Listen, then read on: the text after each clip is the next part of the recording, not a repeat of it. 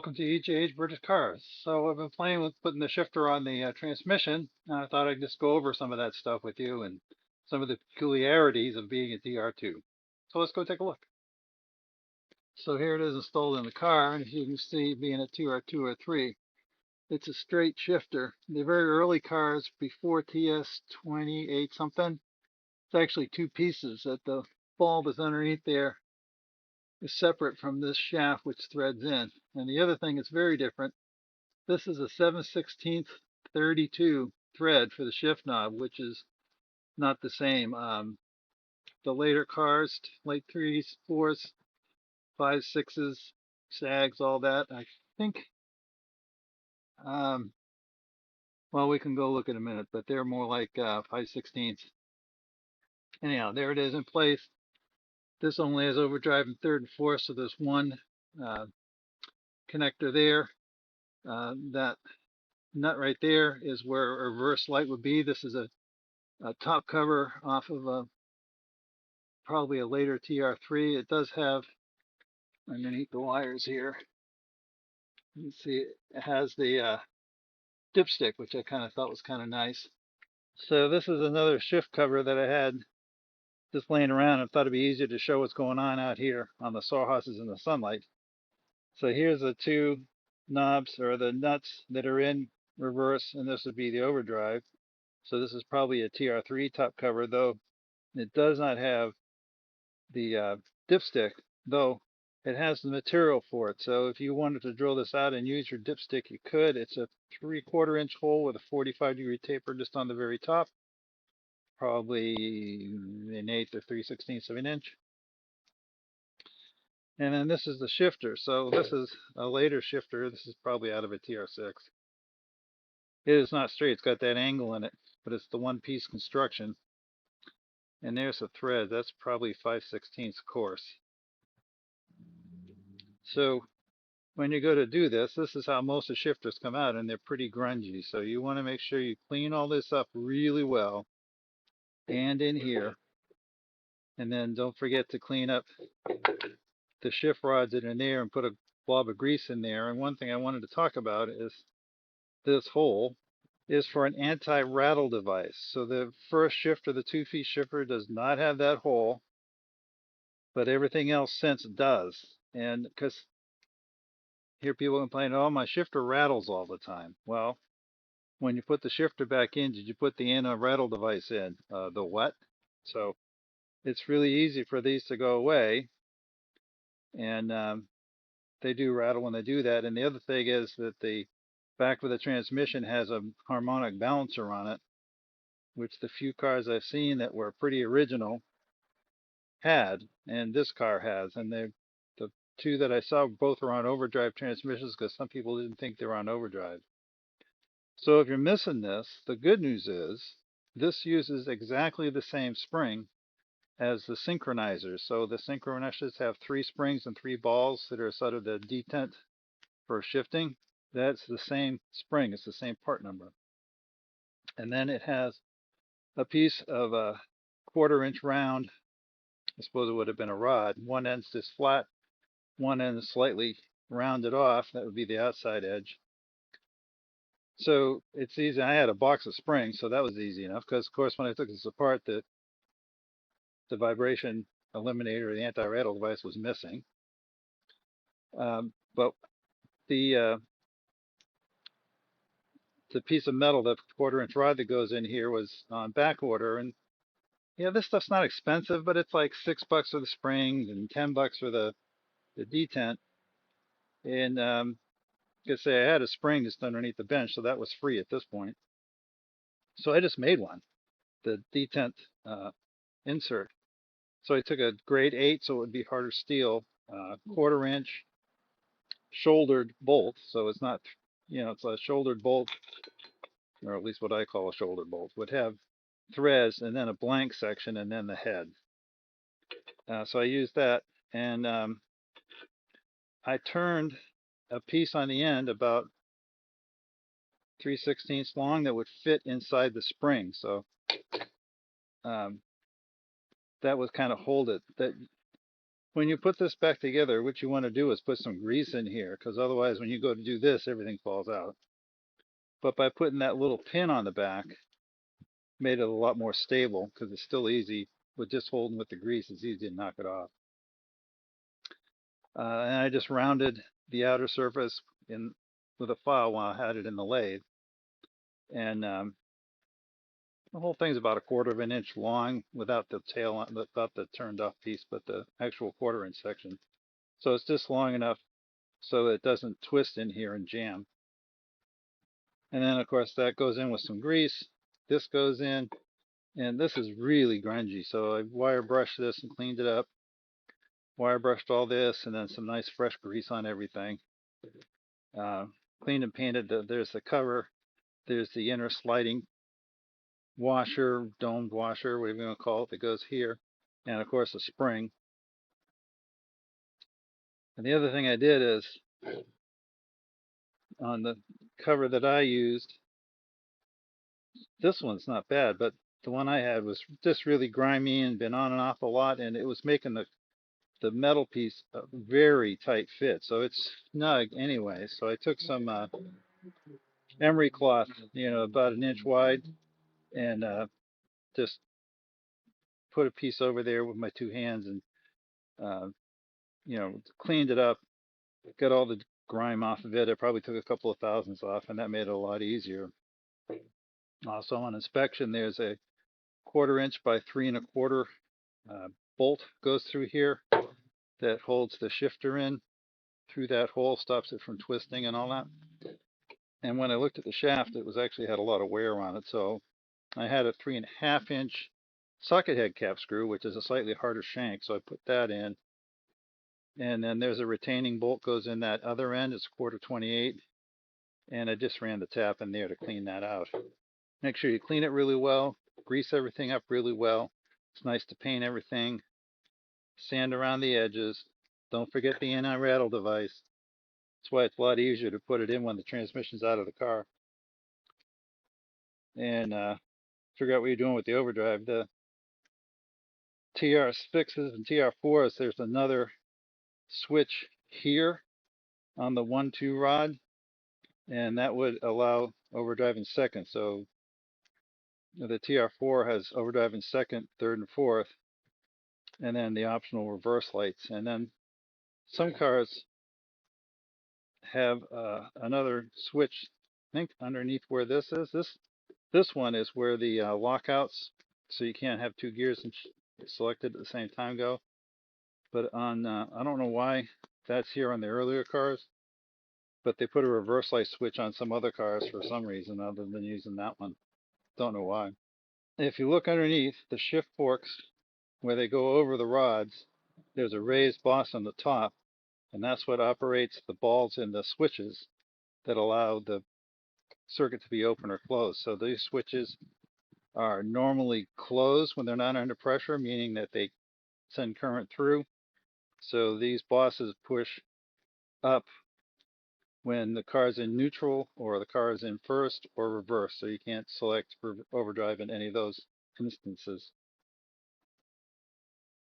Tight. So we've got it in. This is more anti-rattle stuff. So that's the mount. It's the strap that comes up. That's the bolt that goes through and holds the shift lever in place. And that's the harmonic balancer. So it's just a steel strap and a big chunk of steel that has a rubber core, just like a harmonic balancer on the front of the engine. And that's helpful too. And also, that's the original overdrive relay out of this car, and this is where the factory manual says to mount it if you're doing a retrofit. So I think it's 2 3/4 over and 1/2 inch up. And I put 1032 screws in, which had pan head or domed head 1032, so because that's the other side of the battery box. They didn't want a big hex head pushing against the battery down there.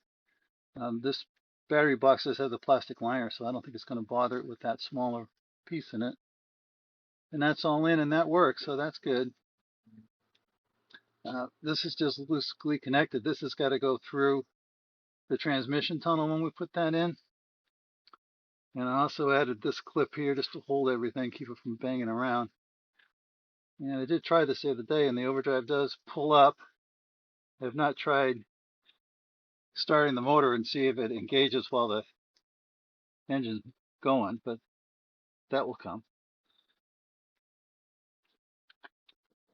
So the weird thing about having that big top, I can buy a lock nut. You cannot buy a shift knob with a 732 pitch thread in it.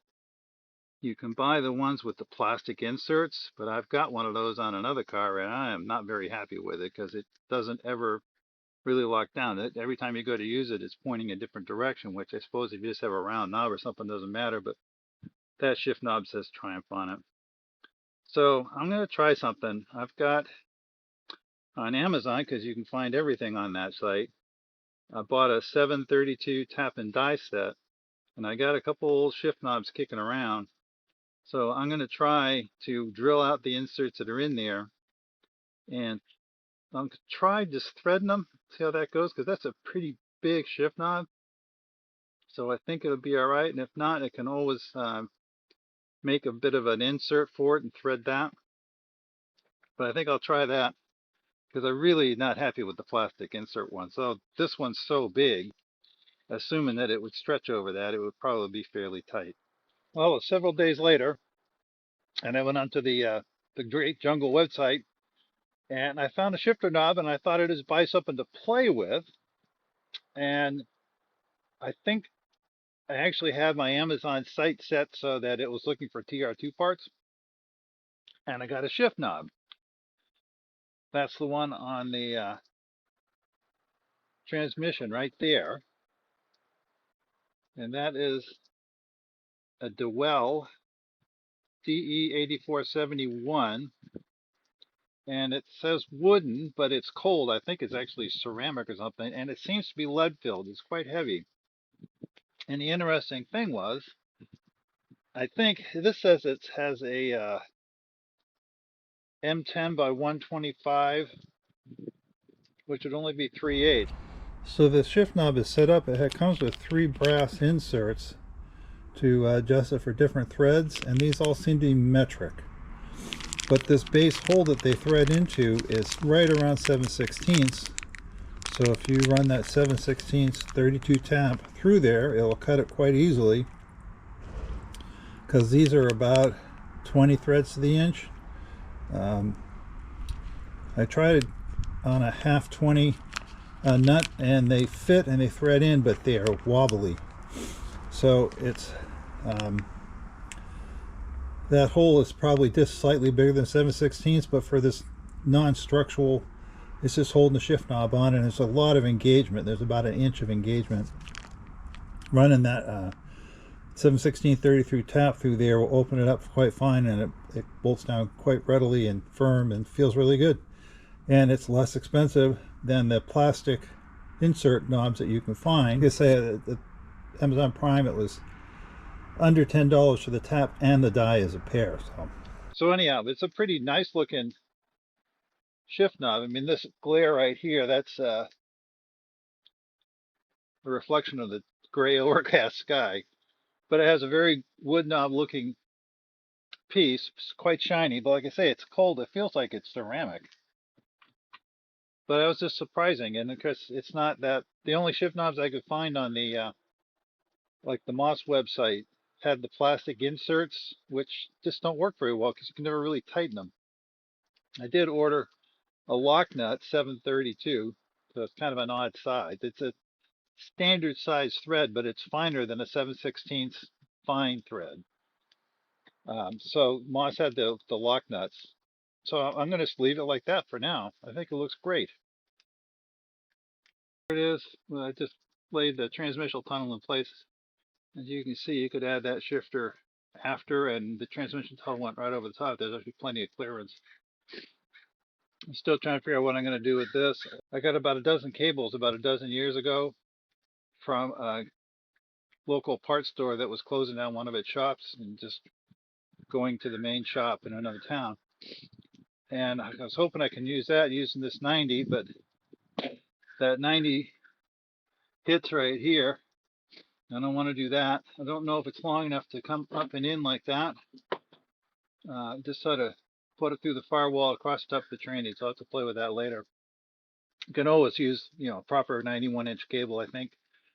This one's probably 20 inches shorter than that. Anyway, so it looks all good. Oh, and I've been working on the cappings. This one here, to get that vinyl on, it's a real bear. And even at that, it's still got a couple of little wrinkles in it.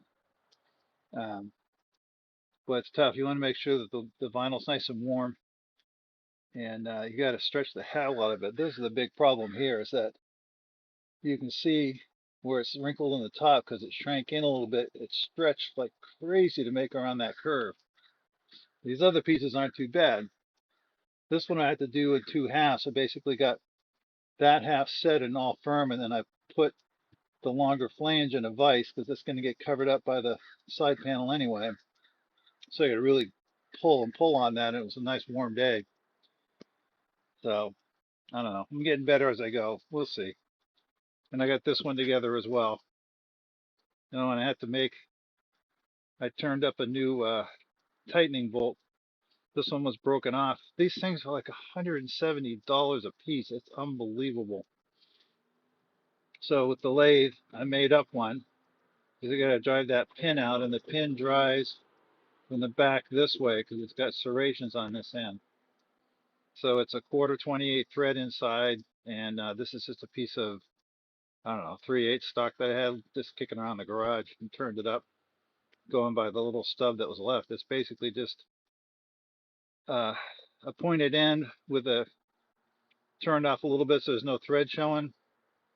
There's a section with quarter 28 threads, and then there's a, a step down so that that pin locks it in, so it can, wind in all the way and then wind out, and it won't vibrate out as you drive along, because God knows these things shake. So I hope you enjoyed all that. It's sort of bits and bobs. It's kind of fitting pieces together as I go, and of course with this vinyl, it's slow going, stretching it all in. Don't forget to like, subscribe, share, and comment, and we'll see you next time.